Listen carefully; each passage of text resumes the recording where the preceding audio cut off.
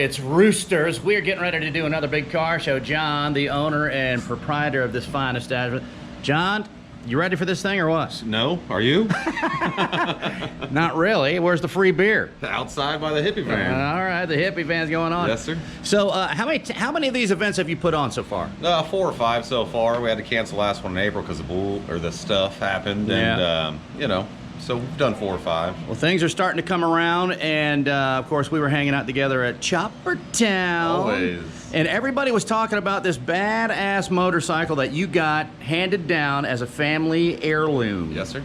So tell me about this bike. What is it? It's a 67 BSA 441. Started out completely stock. The fiberglass gas tank took a We had to throw the sawzall at it and cut it up. Right. Make it what it is right there. There you go. And so how long did that take you to put that bad boy together? How long have you been working on it? That's it? Yeah. You guys must do quick work around here at Roosterz. Oh, yeah, this was 10 years ago or so. So I it's a guess while so. ago. Had nothing else to do. So who do we expect to come out tonight? All kinds of people. Hopefully everybody. Yeah. Hopefully Ron and Deb show up. Eric's already out here. The rest of the Born to Ride crew. Well, that's what I'm We'll see if they show about. up or not. So what do we got coming up in the future? We got any more events coming up anytime October soon? will be the next one, but we don't have any dates or anything like that yet. So still in the planning process. All right. Well, don't forget we know a pretty good DJ. Yeah, 1 or 2. All right, well, let's get after it. Yeah, we got a hell of a party time. coming up. And what time are we doing some burnouts? That's what everybody wants to know. 8 o'clock. Got $8 a $1,000 sponsor for first place burnout. Who is it? Kowalski out of Valrico. Nice. Yeah, Kowalski Motors. We must be getting big over here at Roosterz. We're trying. There we go. All right, here we go.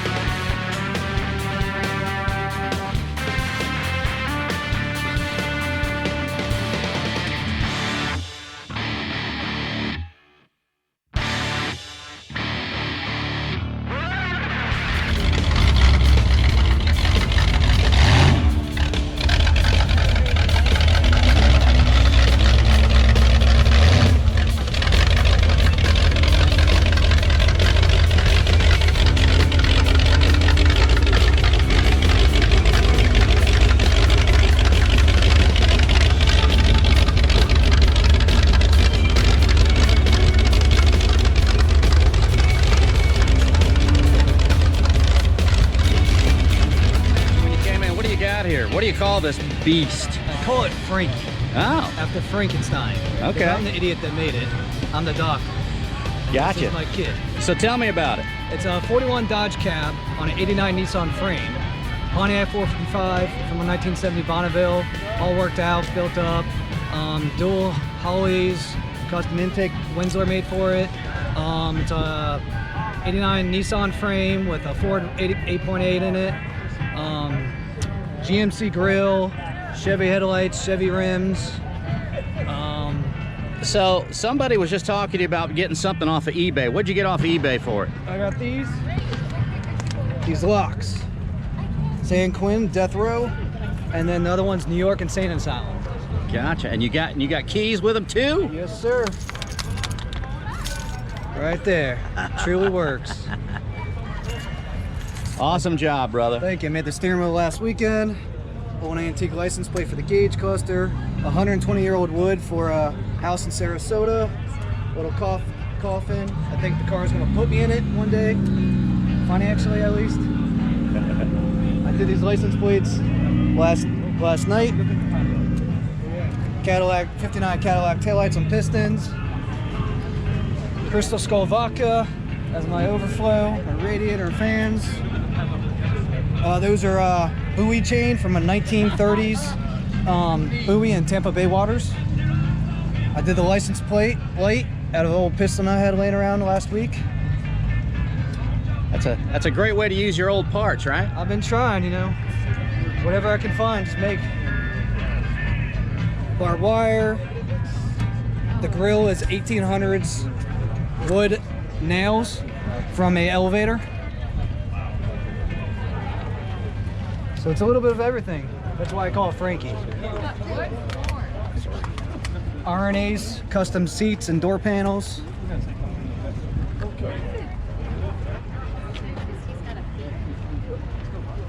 Motors of Pontiac.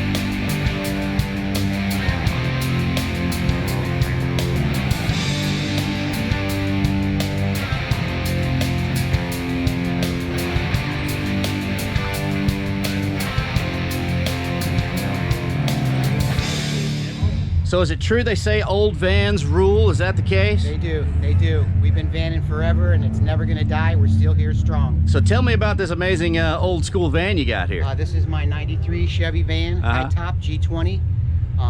Just a regular conversion van when I first got it, but I started stripping it down. I painted this in my driveway with spray cans. Really? The whole van, except for the pinstripe work. But other than that, I did a bunch of work inside, stripped out all the seats, put in a Brazilian bamboo, built some cabinets, sink out of a sailboat, marble countertop, made the bed, and a couple garbage finds that were really good. I'm redoing a bunch of stuff now, but the best find is in the back. I have a corner curio some lady was throwing out and turned it into my mini bar, so it's got a mini bar as well. Listen, you can't have a van without a bar now. Is it fully stocked or what? It's fully stocked, yes. So what do you do with this van? Do you do a lot of shows? It's my daily driver to work every day. We do a bunch of shows. We're a part of a Tampa Bay Boogie Vans is the club that we're in. My buddy Joe Madonia has the Vanner Museum in Hudson. So we do a bunch of shows up there. There's one at Sam's Beach Bar coming up on the 11th we're going to. It's the biggest van show on the West Coast. So we have a great time. A lot of good people, a lot of fun. You guys got a website? No website. I think the other guys, the administrators might have some stuff, but yeah, just Tampa Bay Boogie Vans. There you go.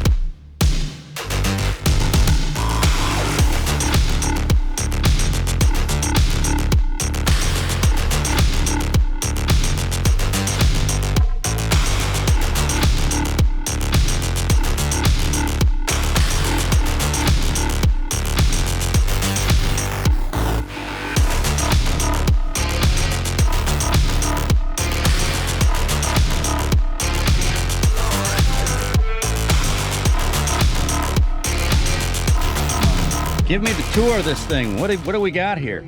Okay, you got a 1967 Chevy van Uh-huh. that I purchased in 1981, Yeah. and I've had it ever since.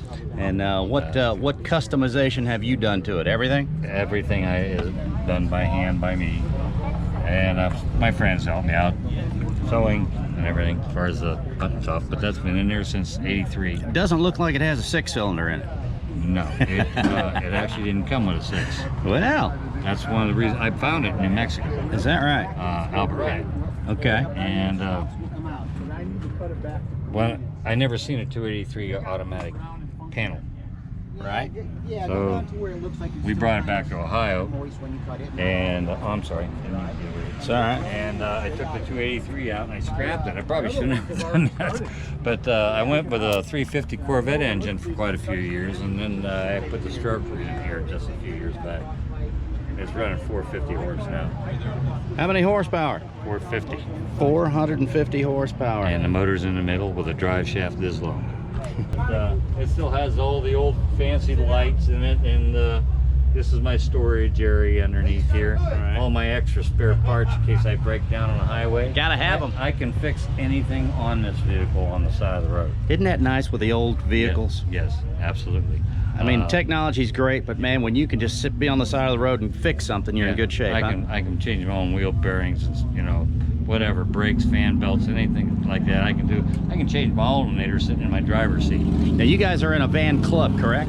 Yeah, we're just like kind of not actually in a A club of friends. yeah, we're a club of friends. That's the We best all one. hang out together. We go out and camp out together sometimes, and just have a bonfire. But more and more of us, more and more kids are getting into the old vans, and that's what we like to see. We like to spread the word a little bit because they're they're kind of personalized a little bit more, you know. That's it, just like a Harley. Yeah, exactly. You might find a few other of these around the country, but everybody's got their own unique style and their own theme, and so they're all different no matter how many of them you got together. And not many with a V8. No, not very many with a V8. Most of them are 6-cylinder 3-speeds. Well, thanks for taking the time to talk to us, man. Thank you. And I'm glad to be here. I drove 70 miles to get down here. Very nice. But we come down here all the time. So these guys, some of these guys down here go up there. So